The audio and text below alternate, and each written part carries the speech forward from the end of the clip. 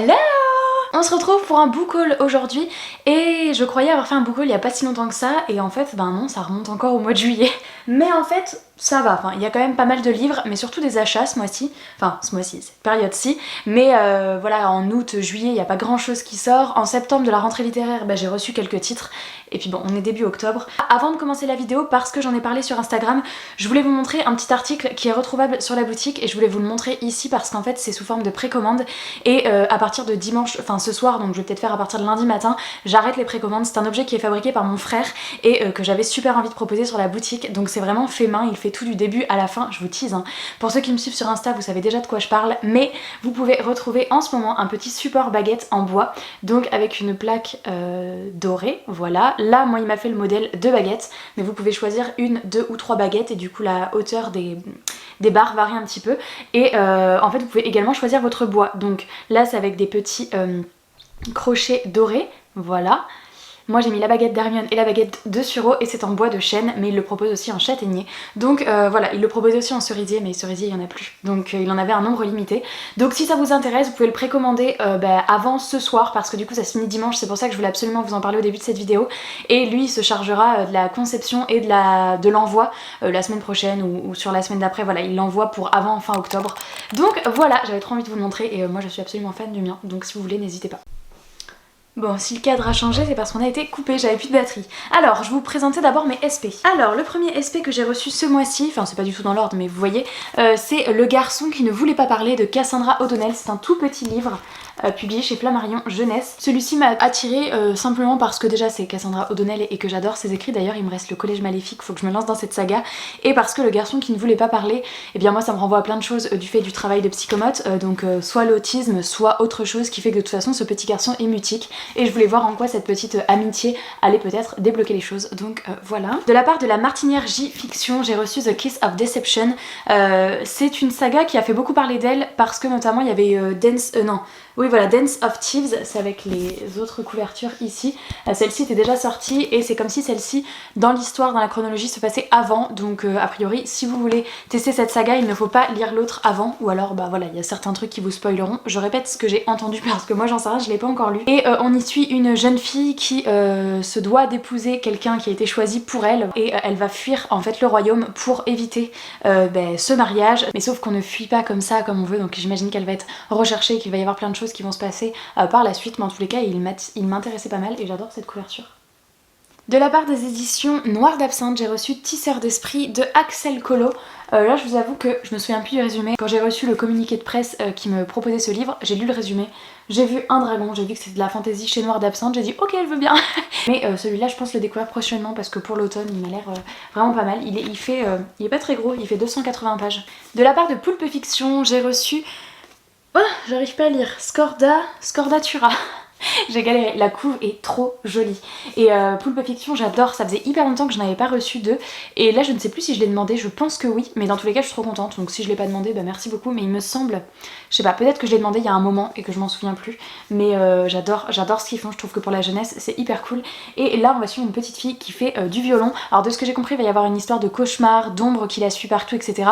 Donc ça va me lier un petit peu cauchemar, peut-être fantastique avec musique. Donc voilà, c'est un petit jeunesse qui est tout illustré. Si je vous montre des petits exemples, enfin vraiment le livre est tout illustré, donc tout ce que j'aime et j'ai très hâte de le découvrir. Il est assez gros pour un Poulpe Fiction, habituellement ils sont tous plus petits que ça, mais franchement j'adore les couleurs, très électrique comme truc, on verra ça bientôt. Alors de la part de PKJ, j'ai reçu 2 petits romans jeunesse et alors quand je les ai vus dans le catalogue, bon moi la thématique m'a vachement intriguée parce que c'est par rapport au conte et je pensais juste qu'ils étaient beaucoup plus gros, donc quand je les ai reçus ça m'a fait tout drôle. Donc c'est 2 petits jeunesse, Le Petit Chaperon Bleu et Stridouille le super vilain petit canard. Donc là on est vraiment sur du très jeunesse, vraiment si vous avez des enfants qui veulent faire des premières lectures sans doute, et en plus ce que j'ai trouvé cool, donc vous voyez c'est vraiment écrit très gros, mais ça je pense qu'en une vingtaine de minutes c'est lu, et ce que je trouve chouette c'est qu'à la fin vous avez, si j'arrive, voilà, vous avez vraiment le conte qui a inspiré l'histoire. Donc là ils disent Le vilain petit canard d'après le conte de Hans Christian Andersen,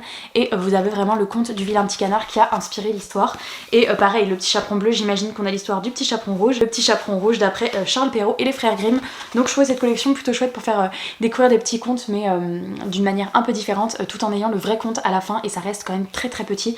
Donc pour les enfants, une première lecture ça peut être chouette, mais je les ai pas encore découverts, donc je vous en reparlerai prochainement. J'ai reçu de la part des éditions Soleil Manga Le chat qui rendait l'homme heureux, et ce qui m'a vachement intéressée, donc voilà, c'est un manga, hop, c'est qu'on va suivre un homme qui va rentrer dans une animalerie et qui va voir un chat qui est pas très beau, qui est un peu gros, qui est plus tout jeune, mais il va l'adopter et a priori ça va changer sa vie.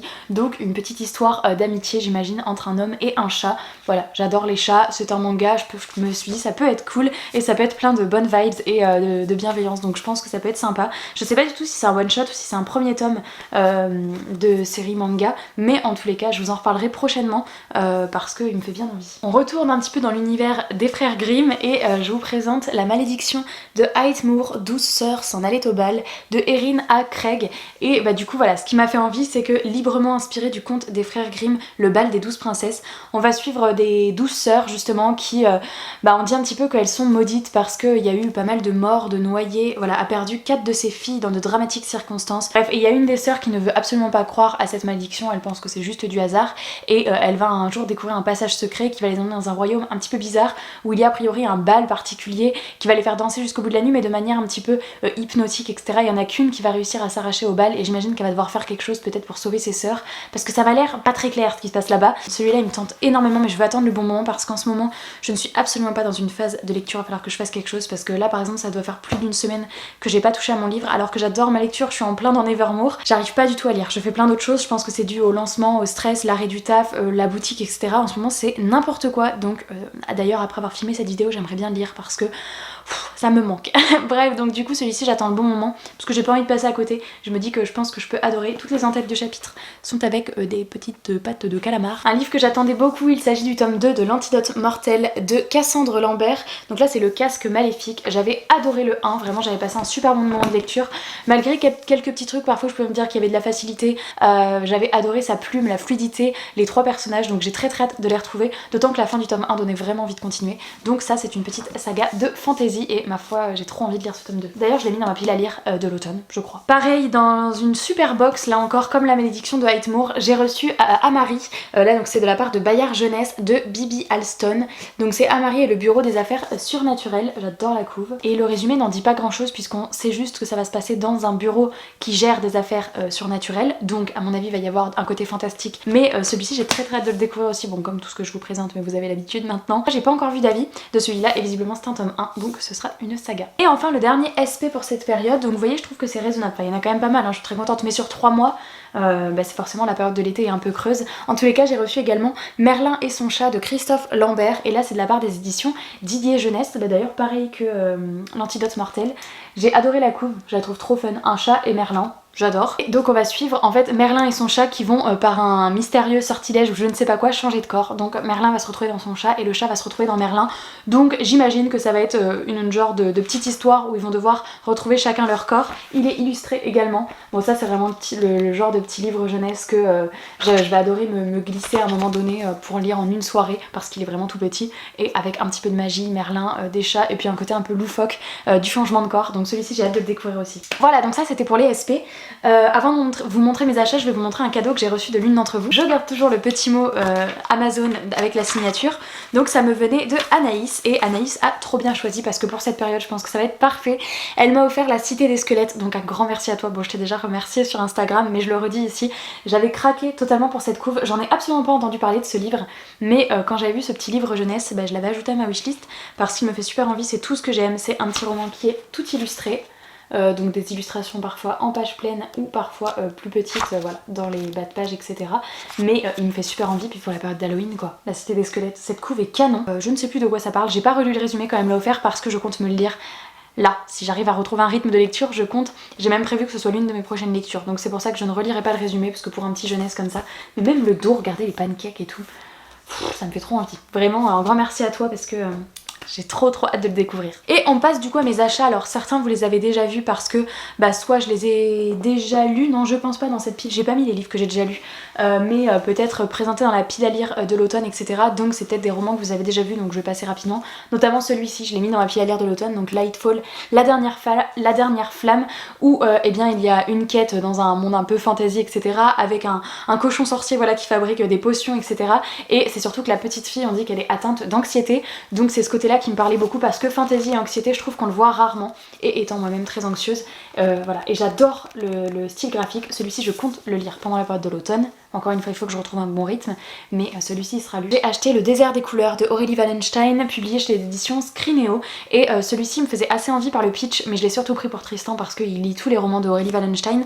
Moi j'avoue que j'en ai lu aucun, mais parce qu'ils me font un peu peur. Si, j'avais lu, mais je l'avais pas lu jusqu'au bout, celui avec la folie là, putain je me souviens même pas, Yardam. Ouais, mais Mère morte je l'ai pas lu, bah il y en a plusieurs que j'ai pas lu, Le dieu... Corbeau, oiseau, bon bref, ils sont assez trash. À chaque fois que Tristan les lit, il me dit bon attention parce qu'il sait comment je suis et que bon bah voilà. On est dans un monde où, en fait c'est juste la première phrase, on est dans un monde où dans le désert chaque grain de sable équivaut à un souvenir, et juste cette thématique je la trouve ouf. Je sais pas vraiment, ça doit être de la fantaisie quand même, mais la thématique est hyper intrigante et on voit pas ça partout, donc voilà. Je n'ai jamais vu d'avis sur ce livre, je crois, je sais absolument pas s'il a plu, pas plu.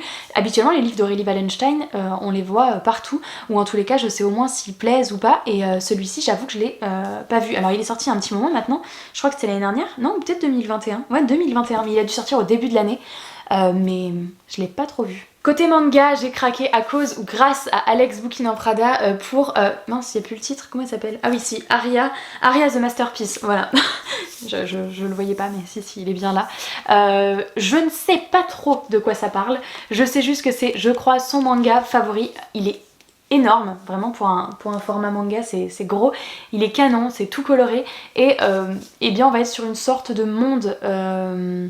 une autre planète je crois, mais un petit peu enfin comme la Venise qu'on connaît, mais du coup quand même dans un univers un peu fantasy puisqu'on n'est pas vraiment à Venise, et je crois que elle, son rêve c'est de devenir gondolière, c'est comme ça qu'on appelle, enfin ceux qui dirigent les gondoles là. Voilà, donc pour l'instant c'est tout ce que je sais, mais en tous les cas je sais qu'elle adore, il y en a plein qui adorent, et puis à chaque fois qu'elle en parle je me dis faut que je craque. Bon après il fait un peu trop estival, donc je sais pas si du coup je le lirai prochainement ou s'il va attendre le printemps-été prochain, mais au moins je l'ai, et je me dis que quand j'ai envie de le découvrir je pourrais foncer. Et le dernier livre, enfin non pas le dernier livre, c'est qu'après j'ai eu une carte cadeau par mes collègues comme j'ai quitté mon travail, et donc hier j'ai été à Cultura et j'ai un petit peu craqué, mais en tous les cas le dernier livre que j'avais trouvé d'occasion, c'est ma maman qui l'avait trouvé. À chaque fois qu'elle va à Nose ou des trucs comme ça, elle m'envoie des photos de tout ce qu'elle voit, enfin en tout cas de tout ce qu'elle voit. Elle m'enverrait pas des photos de romance, de trucs comme ça, elle sait ce que je lis, mais du coup elle m'envoie plein de photos, et c'est comme ça notamment elle m'avait trouvé les Disney Twisted Tale, elle m'en avait acheté là-bas aussi. Donc bref, là elle y a été et elle m'a dit qu'il y avait ce livre là, donc c'est Timeless, je crois que c'est un livre un peu qui date un peu, il est en hardback, donc couverture dure, et vous voyez là il était à 2,99€, donc il est hyper lourd, vraiment il pèse le poids d'un âne mort, et il est, je sais pas si vous pouvez voir de là, il est intégralement illustré, il est vraiment magnifique.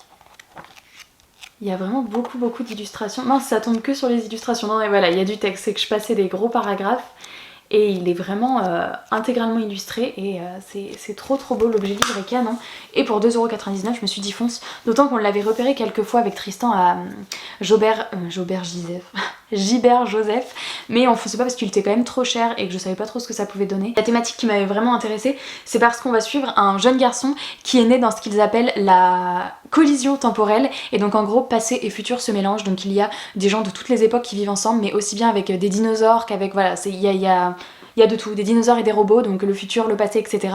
Et du coup j'étais très curieuse de voir ce que ça allait donner, et c'est vrai que pour 2,99€, rien que pour la beauté de l'objet livre, eh bien j'ai dit tu me le prends, et je suis très contente de l'avoir. Ah, j'avais oublié de vous montrer un SP, c'est parce que c'était une BD donc je l'avais mis de côté, donc juste avant de passer à ma carte cadeau Cultura, j'ai reçu Les Gardiennes des Terres, un héros improbable, donc c'est chez les éditions Dracou, et je l'ai accepté parce que c'est de Olivier Gay et au compte, alors ça je ne connais pas, mais en tous les cas Olivier Gay, j'étais curieuse de voir ce que ça allait donner en BD.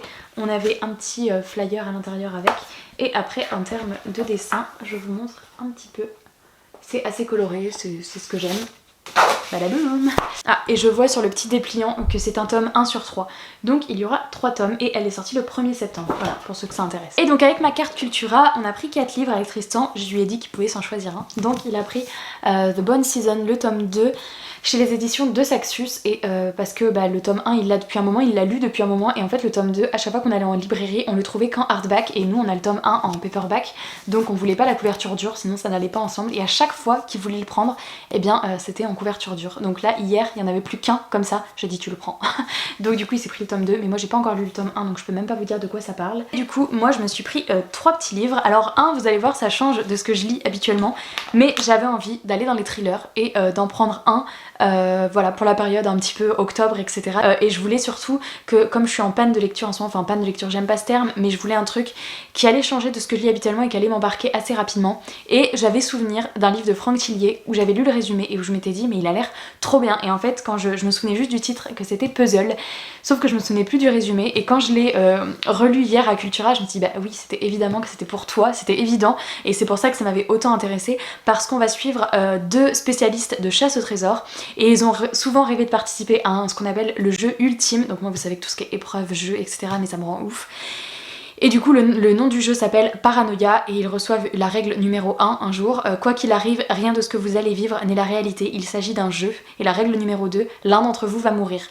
Voilà, je sais que Franck Tillier est très apprécié pour ses thrillers, je sais que c'est très souvent addictif, page turner, je n'en ai jamais lu, je sais pas si c'est le meilleur ou pas, mais en tous les cas, je sais que de toute façon tous ces livres sont globalement appréciés, mais celui-ci c'est celui qui avait la thématique qui me hypait de ouf, et où je me suis même dit à Cultura mais je crois que je vais le lire à la place de Nevermore, mais non faut pas, parce que c'est juste que Nevermore je vais le finir, j'adore en plus, mais il y a moyen qu'il passe très rapidement après. Donc j'ai profité de ma carte cadeau pour m'acheter celui-ci. Et ensuite je me suis pris le tome 1 et 2 d'une saga parce que pourquoi pas, je l'avais repéré il y a un petit moment. C'est Frost Earth. Donc j'ai pris le tome 1. Voilà, trop canon. Et le tome 2 qui vient juste de sortir, il était sur le stand des sorties, je sais pas si c'est cette semaine ou la semaine dernière, en tous les cas ils sont trop jolis. Moi j'ai juste pris parce que j'en ai entendu beaucoup de bien, parce que les couves sont trop jolies et parce que c'est tout illustré et que pour mes petits yeux, ça Mamma Mia, c'est tellement joli, enfin vraiment il y a tellement d'illustrations. Et le tome 2, voilà, j'ai craqué aussi parce qu'il restait un petit peu d'argent sur ma carte. Donc voilà. Donc écoutez, j'espère que cette vidéo vous a plu, que vous aimez toujours regarder les petits book hauls. N'hésitez pas à mettre un petit pouce si ça a été le cas et à vous abonner à la chaîne, c'est gratuit. N'hésitez pas aussi si vous voulez le présentoir à baguette, voilà, jusqu'à ce soir c'est ouvert en précommande et après il n'y en aura pas sur la boutique, je reproposerai pas ça. Je vous remercie d'avoir regardé cette vidéo jusqu'au bout, je vous attends en commentaire pour discuter, vous savez que c'est toujours ce que je kiffe le plus quand je publie mes vidéos, donc merci à tous ceux qui le feront. Je vous fais plein de gros bisous et je vous dis à bientôt dans une prochaine vidéo. Ciao!